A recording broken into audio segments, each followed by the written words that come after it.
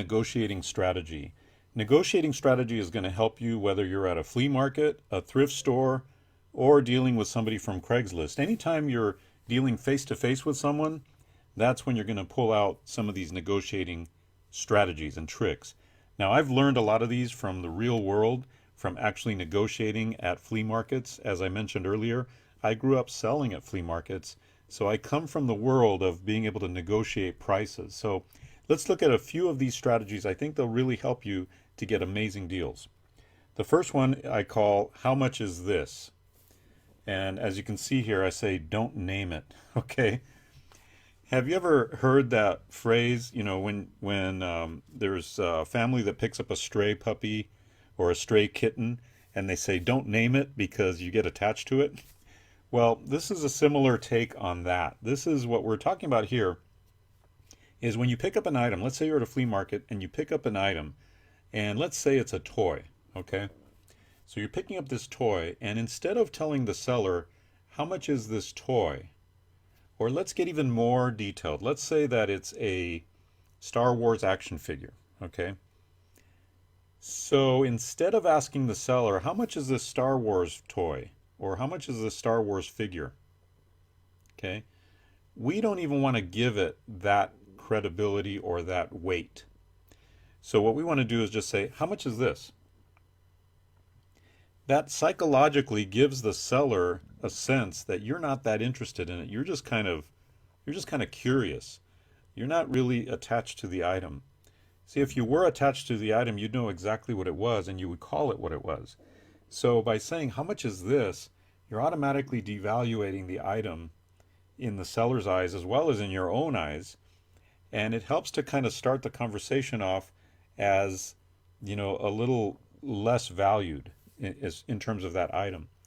So very often when I say, how much is this? The seller will hesitate a little bit, and then sometimes they'll offer a lower price because they feel like, wow, I got to reel this guy in. He's not that attached to it. He's not that excited about it. Or they'll work harder at trying to sell it to you. So it's just a little, seemingly very mild ploy to reduce the value of the item in their eyes. That's the how much is this strategy.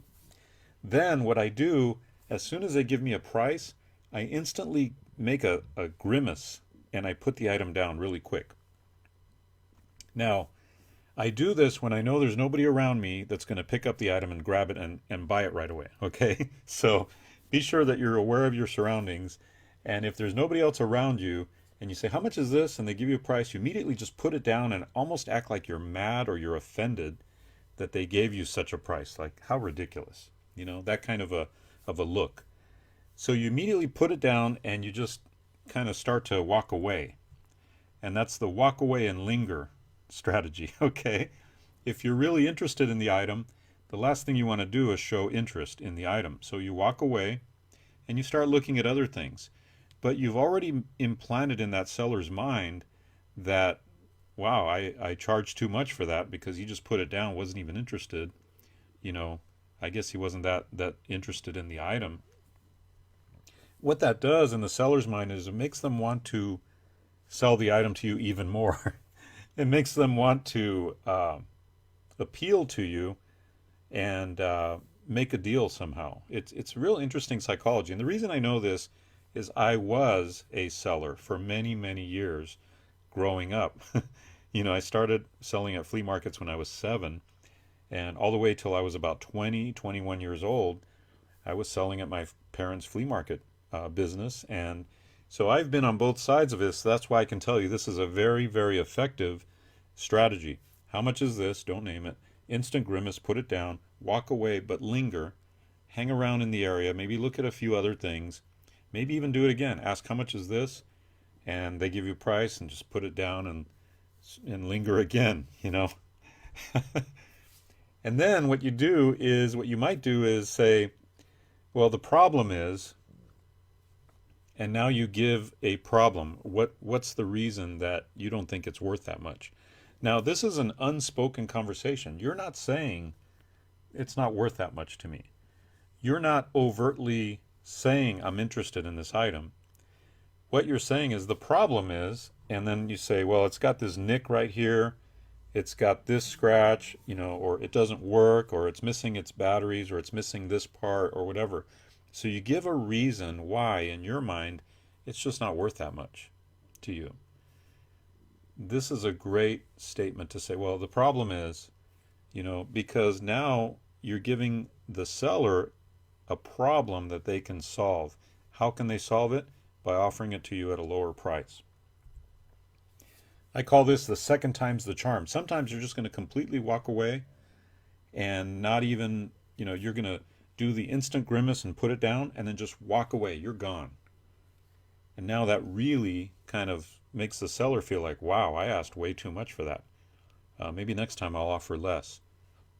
So the second time's the charm. This strategy is where you come back. You might go down one aisle or down two aisles and then come back. And the second time you say, what's the best you'll do for this? Now you're showing that you've got some interest, but you're not quite interested at that price that they quoted you. So you say, what's the best you'll do for this? Or what's the best you can do? And not even, you're just holding the item and you're just saying, what's the best you can do? Now, because they remember you, trust me, you've made an impression on them, a negative one, right? Because they want to sell the item, they'll typically knock the price down. And sometimes they'll knock the price way down because they're feeling like, man, this might be my only chance to sell this item. So that's called the second time's the charm. And that's another great way to go because you've done the walk away, you haven't lingered, you just walked away. And now that you're coming back, it's almost like you're saying, hey, I'm going to give you another chance to do a good job here. I'm going to give you another chance to make a deal. And when you do that, you're still in control, but you're opening up the conversation again. All right, and then the last strategy that I'm going to show you here is the I'm on my way out technique. This works awesome when you've gone through the whole flea market and you made a mental note of which items you wanted to come back to. These are items that maybe you weren't that urgent about buying at the beginning. They were items you could just put down because maybe they were just borderline. They weren't quite priced right, but at the right price, you would jump on them. So what you do is you come back to that spot and you say, hey, I'm on my way out. What's the best you can do on this item? This is a great technique because assuming it's true and you are on your way out, you probably have a few bags of goodies or a few items with you showing that you're a serious buyer, showing that you're not just messing around and you actually have been buying stuff at the flea market. And when you have bags of goodies or other items that you've purchased, it shows that you probably are on your way out because you've bought stuff and you're now leaving.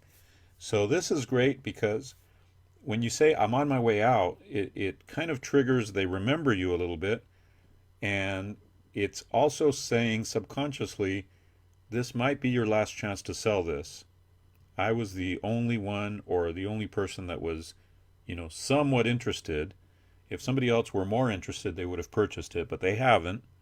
So I'm on my way out. What's the best you can do is kind of ringing the bell going, hey, we better make a deal here or your dollars are leaving out the door.